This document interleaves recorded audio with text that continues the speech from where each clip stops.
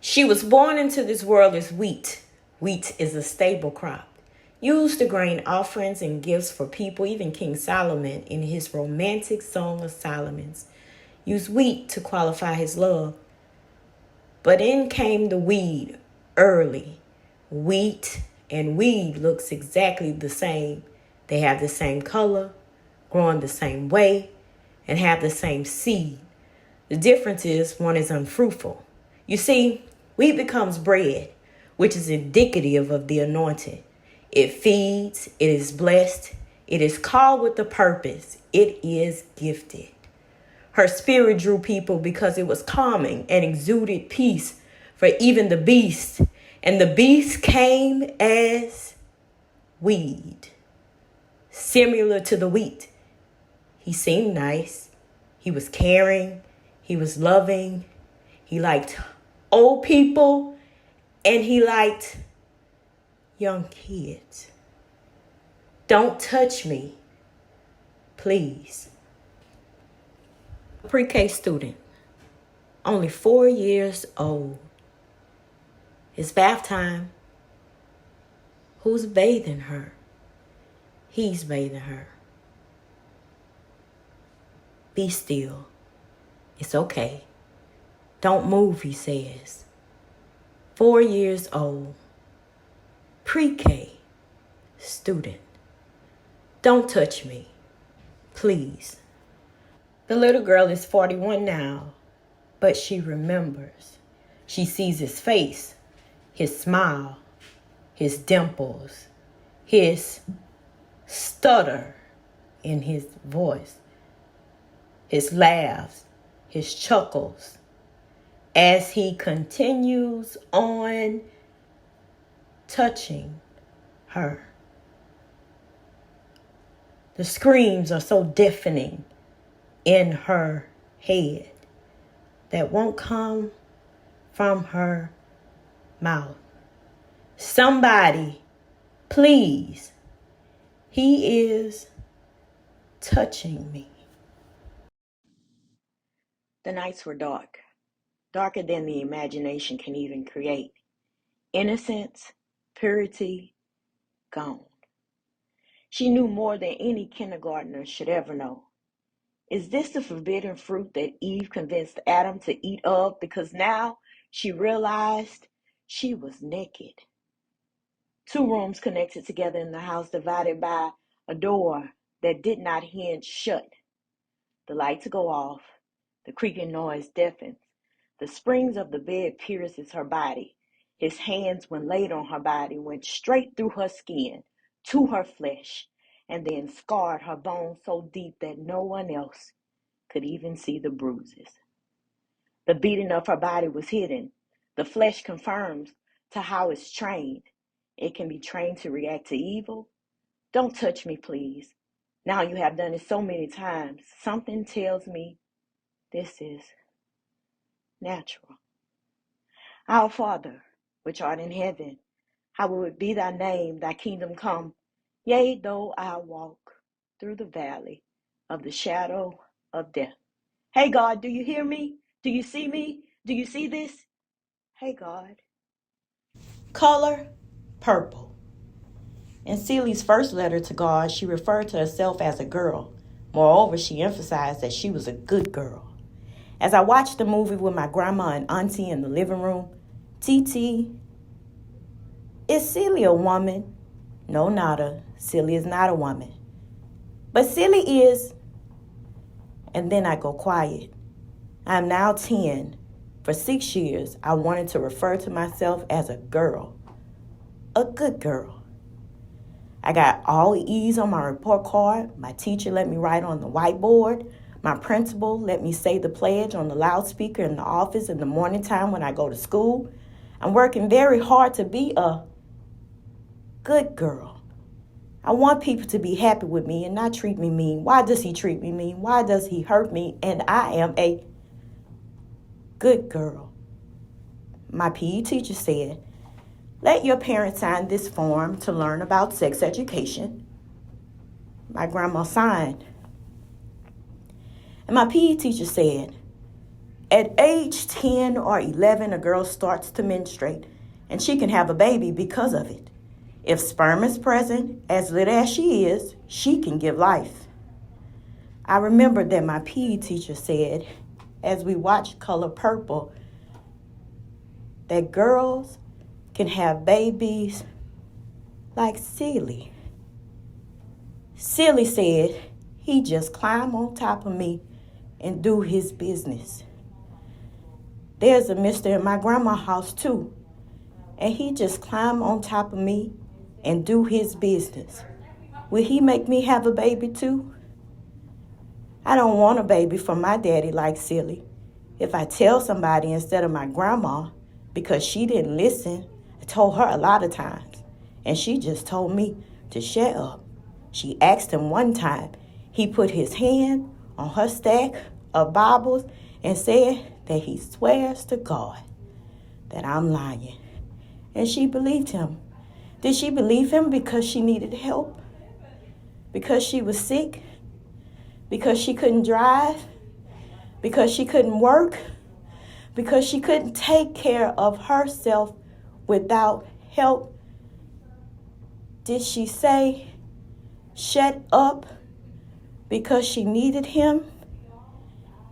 If I tell somebody else, will they listen to me and help me to not have a baby for my daddy?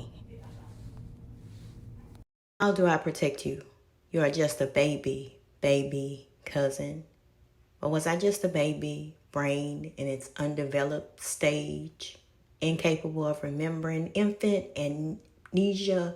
Did it happen then, and I suffer little children to come unto me, and forbid them not, for such as the kingdom of... Did I come unto him? He is not God, but it appears that he is controlling my life. She wakes in the morning for school. He is the first face that she sees. She prepares for school at night. He is the last face that she sees. This night, the baby stays and sleeps with her. Put her to the wall. Place pillows in between you. Wrap her in the comforter and tuck it underneath her so his hands can't reach her. Her grandma starts slow breathing. She can hear her down the hall. The lights are off. It is dark. She then says, go to bed. She has no idea what go to bed hurts to me. Means to me. And then my fear happens. The biggest fear that I have every night happens.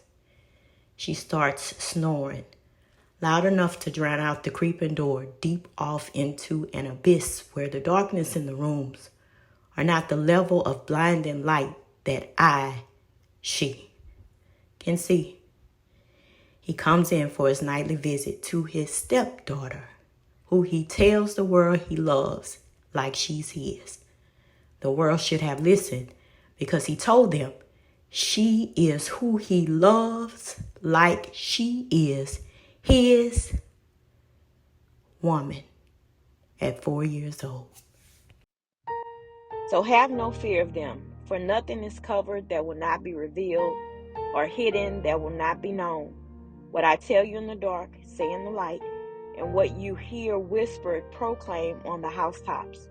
And do not fear those who kill the body, but cannot kill the soul.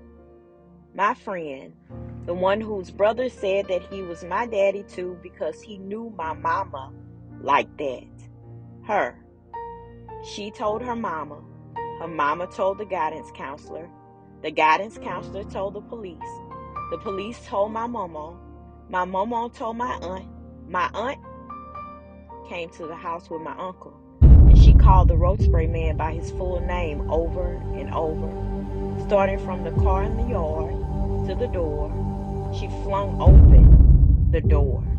Through the living room to the kitchen and into his room, where she beat him as he screamed and cried, stuttering, begging for mercy, still calling me a lie, swearing on a stack of Bibles.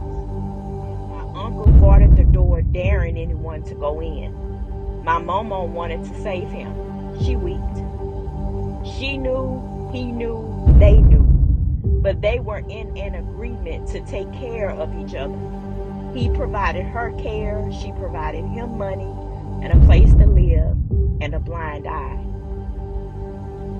to what she had did to her grandbaby for 7 years. She hid my mama's husband, but didn't hide my mama's baby. She didn't hide me. Maybe because I couldn't take care of her like he took care of her. My heart was beating so fast. Our Father, which art in heaven, hallowed be thy name. Thy kingdom come, thy will be done in earth as it is in heaven. Give us this day our daily bread, and forgive us our debts as we forgive our debtors. I forgive, Momo. You did what you knew. From the generations before you to the ones in front of you, you did what you knew.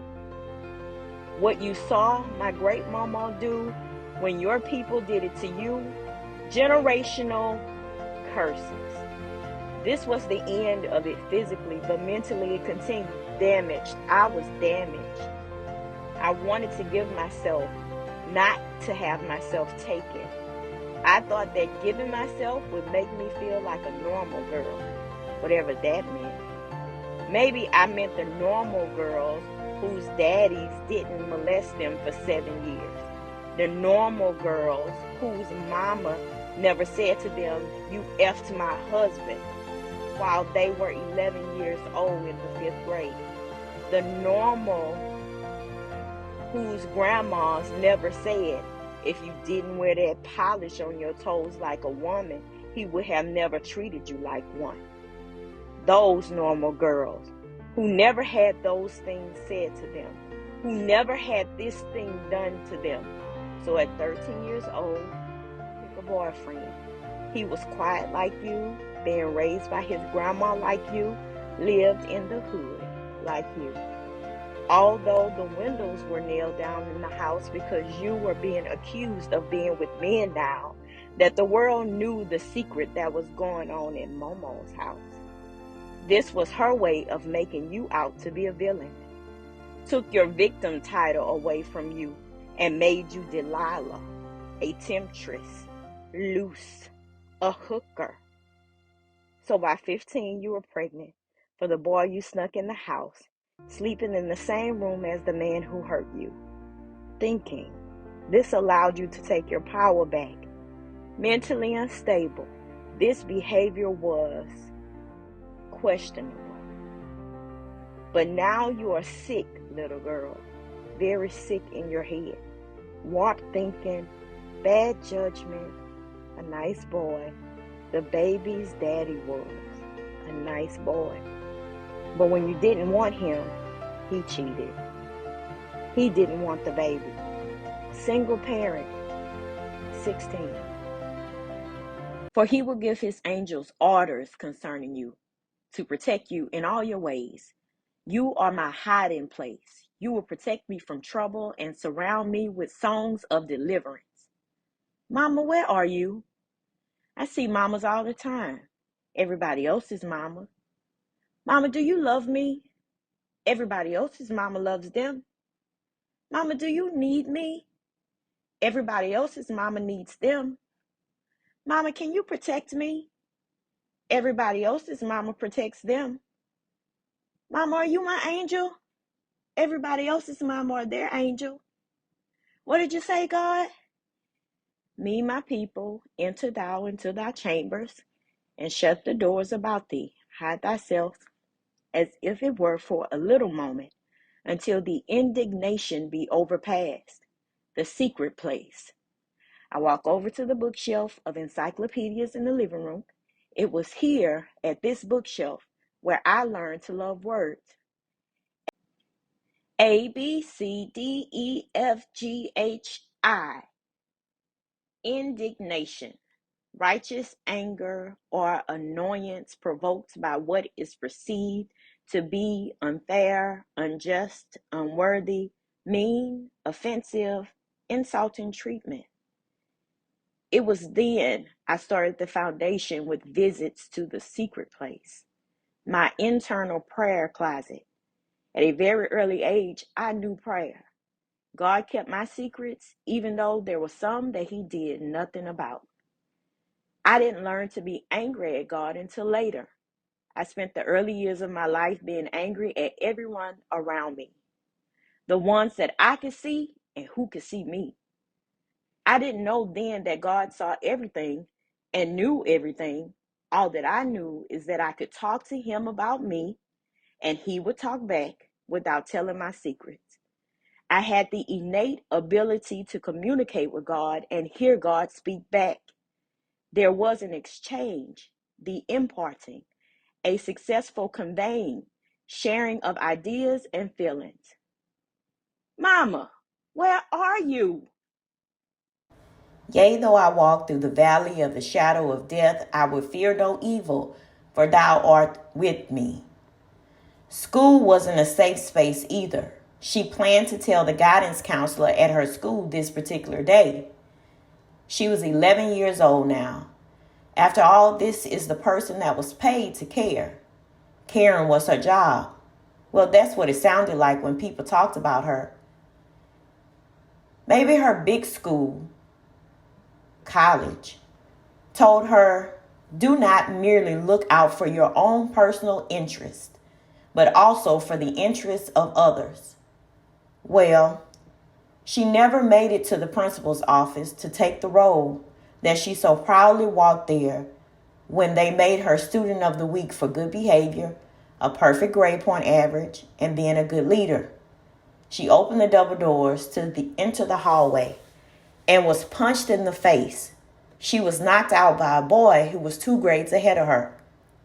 When she stopped seeing in black and the stars went away, the first face she saw was the principal. But could he really help her? The students gave him a really hard time too. They even bullied him. He was afraid. That boy and other kids had even hit the principal before. The school was in a poor neighborhood. She knew that. Whoever is kind to the poor lends to the Lord, and He will reward them for what they have done. And because the boy who hit her was as poor as she was, is it then true that them being kind to his kind of poor lends to the Lord too, and they will be rewarded although He is unkind?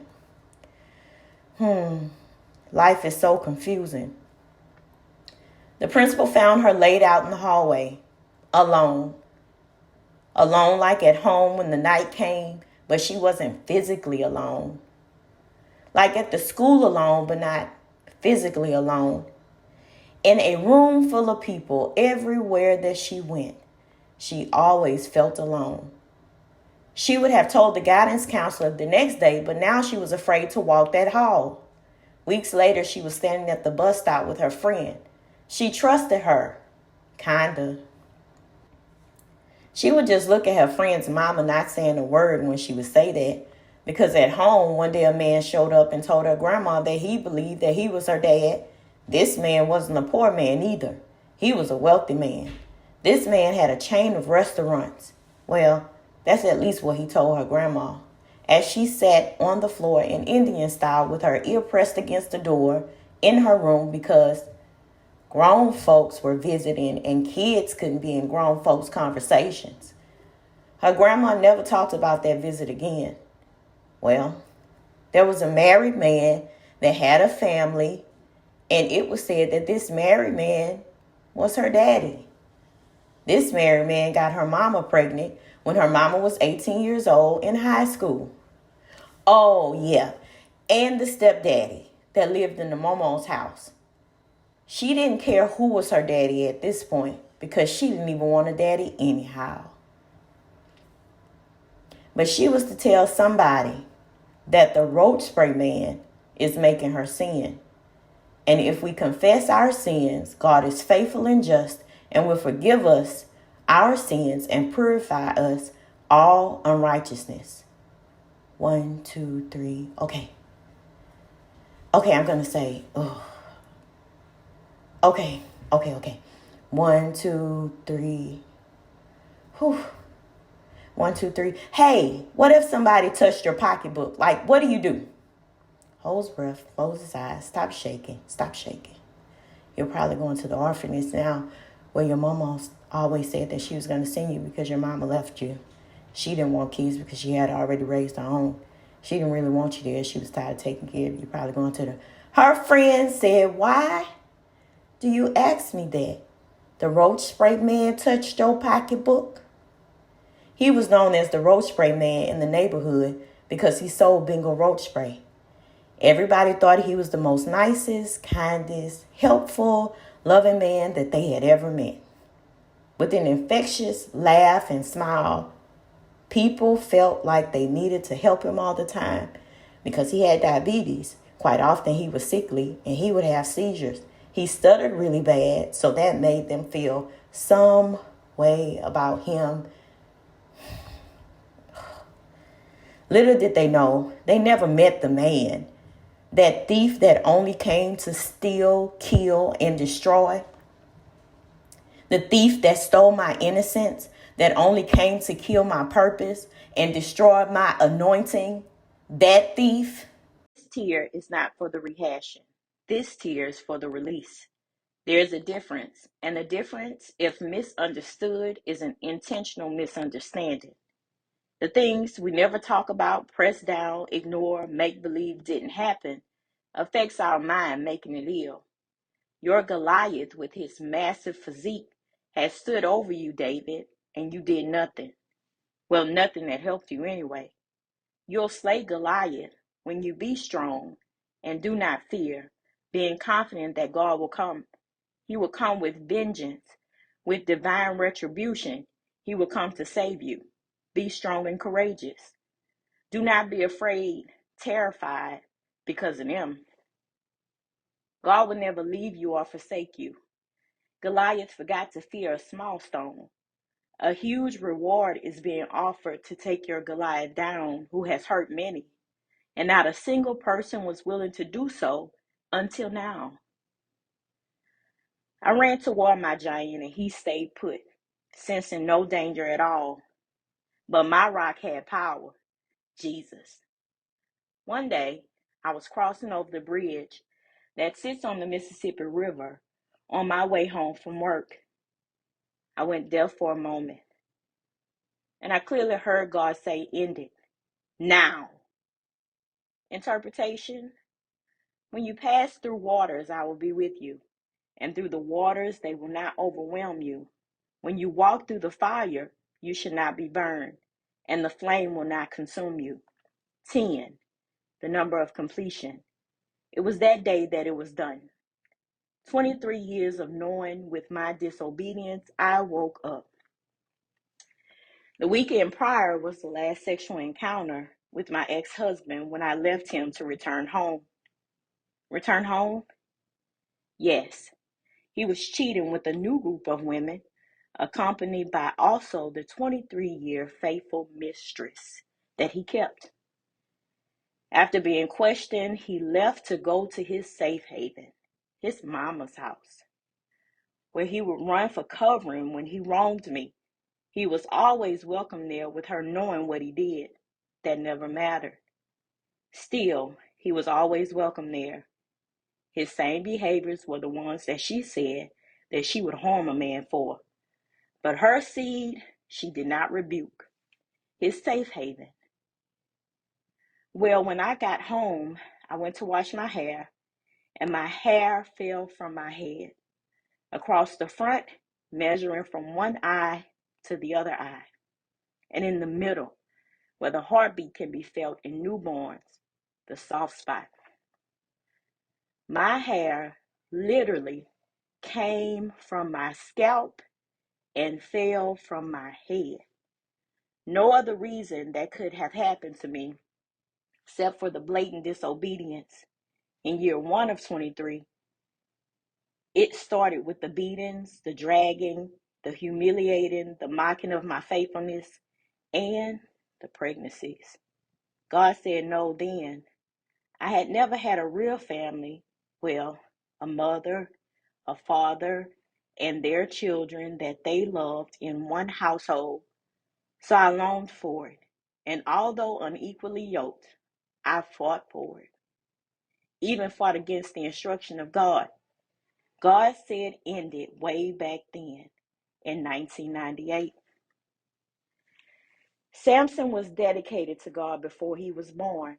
Samson, how do I kill you? Says the faithless Delilah.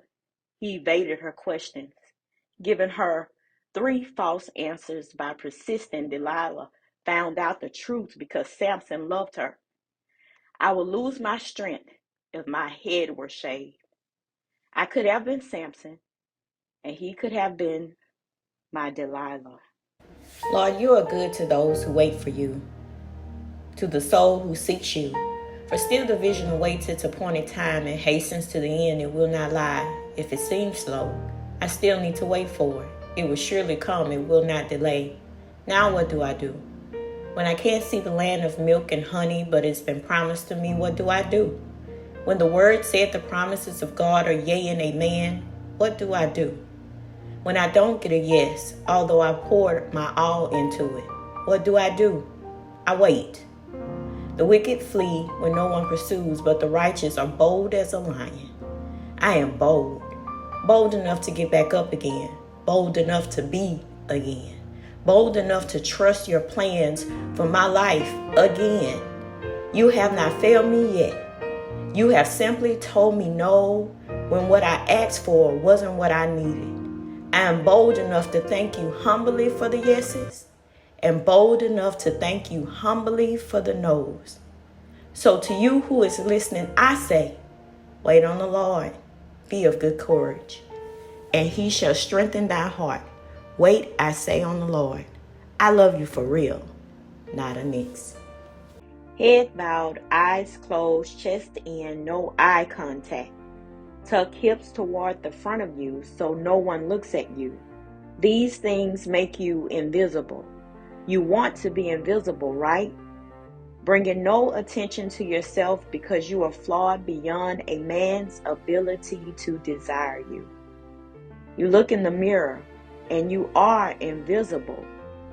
As invisible as you are when the man that is supposed to love you doesn't see you when he compares you to the women he courts not courting you. To the women he lusts while only laying with you because it's a free place to lay. You are cage, providing him with free. A free place to use all his time to pursue the women he dates in public. While you wait in private, hoping that he is for once being faithful and thinking about you before he does it again. Every one of them that you had the pleasure of speaking with said they weren't going anywhere. And you were worried about what they had going on since you were supposed to be his wife and that's supposed to mean something. Why are you worried? And they meant that. They meant exactly what they said, because years later you spoke to the same ones and the new ones that he had thrown into your marriage bed. You could hear their voices in your sleep. You carried their anger. You carried their issue. Souls tied to you and your soul tied. Of hiring strangers, no interview, no background check, just hired to be in your background. Watching you, laughing at you, proud to be a part of the laughter that he created. Rarely did they not know you. They knew you. He didn't work. He so-called hustled just enough to care for his habit of feeding his low self-esteem, buying material things as symbols of self-worth, because that is what attracted the women that he invited that you didn't. To him, the building of self-esteem had nothing to do with caring for his wife and kids, but you kept having his kids intentionally.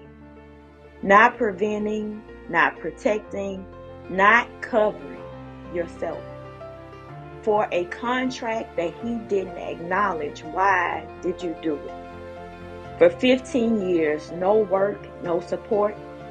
You needed things. Bills paid, food, transportation. Help caring for and nurturing the kids that he helped you to make. The basics. Like when you were 8.5 months pregnant and your baby needed a baby bed, you kept begging him and he kept saying he didn't have it. You found his stash of money and told him that you used $300 out of the $5,000 to buy a baby bed. He rushed to your grandma's house, slammed you to the floor while pregnant and put a gun to your head and whispered a sweet nothing, like the nothings he would whisper all the time. You better have my money today. Know where to get it from. That day you thought he would put you out of your misery. Wrestling moves. He would bend you to the brink of breaking your limbs, laughing and smiling as you begged for mercy. When he decided to let you up, he would yank you down to the ground and then drag you around the apartment laughing as you screamed and cried. He would punch you in your thighs and upper arms in the same spots over and over again, making bruises that your clothes would cover. Disguise. Master of it. That is when you became a master of disguise. Amazing at covering bruised parts of you. He would do all the things that it took for you to wear that hunch in your back that you have even today with no medical condition other than the mental breakdown that he worked so tirelessly to accomplish over 2 decades. Now your struggle is reconditioning yourself and the way that you think. All day, every day, you're trying to help yourself.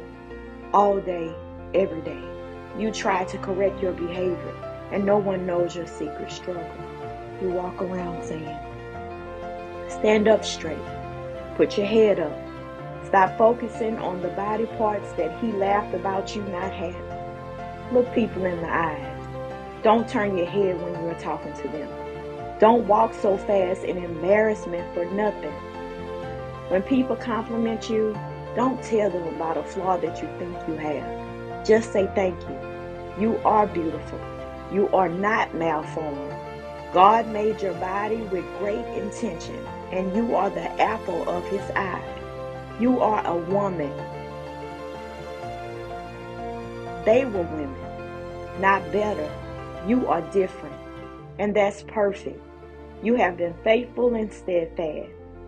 You teach what is good, and so train the young women that you come in contact with in different seasons of your life, no matter who they are, when you see that they too are broken, to love their husbands and children, to be self-controlled, pure, working at home, kind, and submissive to their own husbands, that the word of God may not be reveled. You are Proverbs 31 woman, a wife of noble character who can find. She is worth far more than rubies. Her husband has full confidence in her and lacks nothing of value. So you are Proverbs 31 woman. Is this your husband? Baby daddy number 2. I picked you. I picked you because you were my cousin's best friend. I picked you because I thought that you would love me. Head bowed, eyes closed, chest in, no eye contact. Tuck hips toward the front of you so no one looks at you. These things make you invisible. You want to be invisible, right? Bringing no attention to yourself because you are flawed beyond a man's ability to desire you. You look in the mirror and you are invisible. As invisible as you are when the man that is supposed to love you doesn't see you when he compares you to the women he courts not courting you. To the women he lusts while only laying with you because it's a free place to lay. You are cage, providing him with free. A free place to use all his time to pursue the women he dates in public, while you wait in private, hoping that he is for once being faithful and thinking about you before he does it again. Every one of them that you had the pleasure of speaking with said they weren't going anywhere. And you were worried about what they had going on, since you were supposed to be his wife, and that's supposed to mean something. Why are you worried? And they meant that. They meant exactly what they said, because years later, you spoke to the same ones and the new ones that he had thrown into your marriage bed. You could hear their voices in your sleep. You carried their anger. You carried their issue. Souls tied to you, and your soul tied. Of hiring strangers, no interview, no background check, just hired to be in your background. Watching you, laughing at you, proud to be a part of the laughter that he created. Rarely did they not know you. They knew you. He didn't work. He so-called hustled just enough to care for his habit of feeding his low self-esteem, buying material things as symbols of self-worth, because that is what attracted the women that he invited that you didn't. To him, the building of self-esteem had nothing to do with caring for his wife and kids, but you kept having his kids intentionally. Not preventing, not protecting, not covering yourself for a contract that he didn't acknowledge. Why did you do it? For 15 years, no work, no support. You needed things. Bills paid, food, transportation, help caring for and nurturing the kids that he helped you to make. The basics. Like when you were 8.5 months pregnant and your baby needed a baby bed, you kept begging him, and he kept saying he didn't have it. You found his stash of money and told him that you used $300 out of the $5,000 to buy a baby bed. He rushed to your grandma's house, slammed you to the floor while pregnant, and put a gun to your head and whispered a sweet nothing, like the nothings he would whisper all the time. You better have my money today. Nowhere to get it from. That day, you thought he would put you out of your misery. Wrestling moves. He would bend you to the brink of breaking your limbs, laughing and smiling as you begged for mercy. When he decided to let you up, he would yank you down to the ground and then drag you around the apartment laughing as you screamed and cried. He would punch you in your thighs and upper arms in the same spots over and over again, making bruises that your clothes would cover. Disguise. Master of it. That is when you became a master of disguise. Amazing at covering bruised parts of you. He would do all the things that it took for you to wear that hunch in your back that you have even today with no medical condition other than the mental breakdown that he worked so tirelessly to accomplish over 2 decades. Now your struggle is reconditioning yourself and the way that you think. All day, every day, you're trying to help yourself. All day, every day, you try to correct your behavior, and no one knows your secret struggle. You walk around saying, stand up straight, put your head up, stop focusing on the body parts that he laughed about you not having. Look people in the eyes. Don't turn your head when you're talking to them. Don't walk so fast in embarrassment for nothing. When people compliment you, don't tell them about a flaw that you think you have. Just say thank you. You are beautiful. You are not malformed. God made your body with great intention, and you are the apple of his eye. You are a woman. They were women, not better. You are different, and that's perfect. You have been faithful and steadfast. You teach what is good, and so train the young women that you come in contact with in different seasons of your life, no matter who they are, when you see that they too are broken, to love their husbands and children, to be self-controlled, pure, working at home, kind, and submissive to their own husbands, that the word of God may not be reviled. You are a Proverbs 31 woman, a wife of noble character who can find. She is worth far more than rubies. Her husband has full confidence in her and lacks nothing of value. So you are Proverbs 31 woman. Is this your husband? Is this your husband? It can't be. You knew you were unequally yoked before you convinced him that you living in sin was a fear of death and hell for you. But you replace one sin with another don't do. It is not. It was never meant to be. But you went against the will. Unequal means not equal in quantity, size, or value. In this context, being unequally yoked is like the beam used between the pair of oxen that are not balanced, as if one stood taller than the other. You stood taller in your belief, your convictions, your obedience, your vows. I take you to be my lawfully wedded husband, to have and to hold, from this day forward until death do us part. And then you died slowly. No breaks in rejection. He did not want to be in photographs with you, in public with you, or be known at functions as being together with you. It was that celebration that time, the party you'll never forget, because that is when the reason for the past interactions or lack thereof dawned on you. It was his mother's birthday. All of his family was there. His sister attempted to organize everyone for a group picture, and when you stepped in, he stepped out. They called him, and he kept walking. It was then that you realized that every time before that, when someone pulled out a camera, he moved. He moved far away from you, and it was not coincidental. He did it intentionally. He did not want the world to know that he was not single, all the more with you. You were quiet, reserved, invisible to his world and much of yours. Not street smart is what they all said. All. Him, his family, his outside women, only book smart. So smart you're stupid. Stupid enough to stay in a situation ruled by rejection. Rejection. The dismissing or refusing of a proposal or idea. Rejection is a ministry that transports you into your destiny.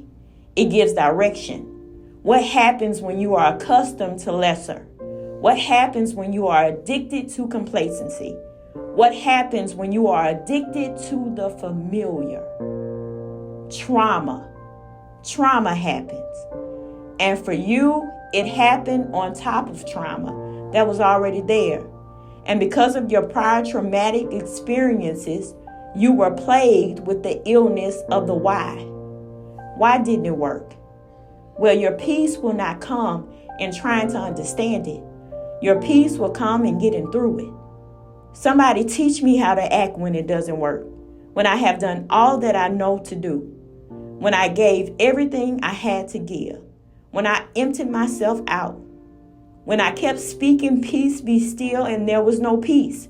Somebody teach me how to act when I was still rejected and it did not work after all of my efforts. Somebody teach me how to act. My heart bled out, no longer pumping the essentials, but pumping poison, unhealthy connection. And then another baby, another son. Like Tamar in the Bible, Amnon lust for her. And after he took her, he hated her with great hatred. She said, sending me away would be a greater wrong than what you have done to me. I was Tamar and he was Amnon. He lust after me in the late hours of the night, and after taking me, he threw me to the ground in pure disgust. Worse than the act of taking me and not loving me, abandonment. I have developed a coping mechanism, and it is to shut up. I shout, but I don't talk. I developed this when I moved to Lodebar. No mortgage, no rent, but payments are due. The cost to live here is unreasonable. You have to be slaved, but still trust God. Lodabar is a place of no communication. It is the place where you just shut up. It is the story you can't tell, the book you can't write, the testimony you can't give, a perennial state of silence. Sometimes the people in your life that should have carried you drops you. The daddy that touched you, the boyfriend that disregarded you, the husband that cheated on you, the best friend that told your secrets. And it will hurt you so bad that all you can do is move over to Lodabar and shut your mouth. I was much like Mephibosheth, who was confident in being held by his nurse when he was a child, until she dropped him. And when she did, the fall broke both his feet and shattered the bones in his body, leaving him permanently deformed. How do you recover from being dropped by someone that you trusted, who did not leave you temporarily deformed, but instead with a permanent deformity? People may feel sorry for the child that was molested or the teenager that was abused, but they don't feel sorry for the grown woman who stays with the man that hurts her, or who is constantly making the choice to choose to have the wrong people in her life, or who is terrible at adulting. If you would stop to realize that that same little girl or that same teenager still lives on the inside of that stupid woman. I went to church, and my mama said, church is supposed to be a hospital where sick people can go to get help. So why when I go, I can't show my wounds without being judged because I have questions? Like the, why me? Because then they'll say, why not you? Like the, why was I recommended to be slayed? For them to say, who else would you recommend? Like the, why do I have so many gifts, but they have to be mixed with so many curses? I have questions. And when I question, they judge. It was in this season that I realized the power of quiet and the pain in it. A life full of oxymorons, contradictory. Experiences happening all to one person. To me. The thing I cried about, was ashamed about, needed counseling about, I was told that it was good for me. Good that I was afflicted, because that is how God hid me. I kept asking God for a daughter. Somehow, I believed that I could be rebirthed in her. I could relive a better life vicariously through her. I could be all that I never received for her. I kept asking God for a daughter because I figured that if I had a little version of me, it would be healing to me. Is that not right? And no matter what her daddy did to me, after I had her, I wouldn't feel it. Because I would be so overtaken and focused on the blessing I had and a chance to re-raise me. Pregnancy number 3, another son, and another woman, another mistress. This one was at the apartment complex that we lived in. My husband would lock me in our bedroom every night, sneak her into the apartment, and have sex with her in the living room, while our children lay rest in the next room. For months, I didn't even know this. It was happening. It was definitely happening. I was working 6 days a week, 15-hour days, while he had no job and wasn't trying to get one. I was so tired, I didn't even know until one day. To-do list. Year 2021, I am 40 years old. I have time that I gave that should never be returned unto me. Lesson. If you waste money, you can get that back. But if you waste time, you will never get that back. Number 1, I will learn to love me. Accounting for everything that makes me lovable, I'll count everything. Number 2, I will move on. Number 3, I will not pity myself for having to do so. Number 4, I will not initiate contact. Number 5, I will not try to get attention from people by showing myself afflicted. Number 6, I will study me to know who I am because I don't know me. Number 7, I will be intentional about becoming single acting, single looking, while being wife material still, for the husband that God will give me to cherish me, respect me, protect me, and love me like he loves no other woman in the manner of but me. I will change my focus on my future. I will see me in my future as a healed and proud woman, but not prideful, complete with self-esteem.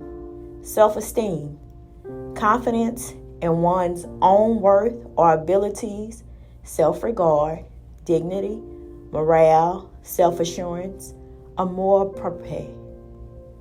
I will think outside of the box number 9, that box that I have been trapped in for so long as I can remember. Number 10, I will try an online dating app until I get comfortable with getting out of the house, until I get comfortable with going places, until I get comfortable with being seen. iPhone 10 goes to the App Store, searches for Hinge, because I read reviews about the top dating apps in 2022. I'm a researcher, a studier, a crazy faith kind of woman. Finds the app and presses install. I then sign up. Name, not a Nix, is what I renamed myself after I dropped the past name that I took on that had no value in the streets, in the house, or in the heavens. I went back to my childhood nickname for the first name, leaving off the first 2 letters of my government name, given to me by my uncle, my favorite uncle, who always believed that I would be great. He thought I was gifted. He thought I was talented. And although I was a child, he thought I was great. My Uncle Bert, not my blood uncle, but the best friend of my blood uncle. The most encouraging human. Uncle Bert was that. So that name was endearing to me. And then Nix, the last name that I felt that was never finished being used before I removed it. To my last name, I removed 2 letters on the end. The number 2 has a spiritual meaning of mother, harmony, peace, richness, and feelings, and divide. I spoke a divide between who I was and who I began a good work to become.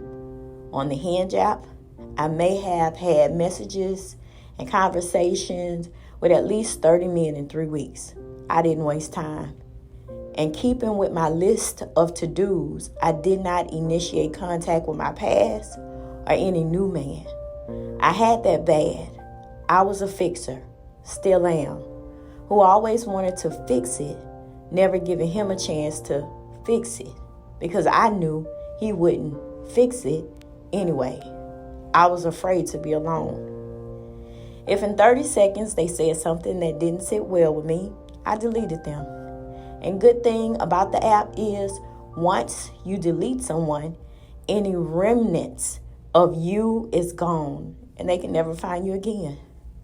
I didn't owe anybody anything, so I didn't feel sorry for any of the people that I had encountered that I knew were not for me. I did not need any more energy leeches, no more liabilities, only assets, only matches, only equally yokers. Yes, I made that up. Notification.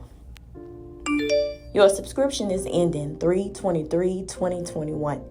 To resubscribe, select an option. $9.99 for 1 month, $39.99 for 6 months. Contemplate. This is a waste of money. Communication has been mostly a distractor, keeping my mind off of what I am going through right now and what I'm about to do. These men on here are no match for me, I think. I don't even know what's a match for me. All I know now is what I don't need to be matching with. And that is nothing like what I've been matched with for 2 decades plus 2. If I tell friendship, this is the name for my friend who stuck closer to me than a brother, that I gave up this fast, she is going to say, I told you so. No good men are out there. And then I will miss the opportunity to show her what faith could possibly do. So, I'm resubscribing. Bing! J. Hey Nada, how's life treating you? Message from 3/19/2021. Responds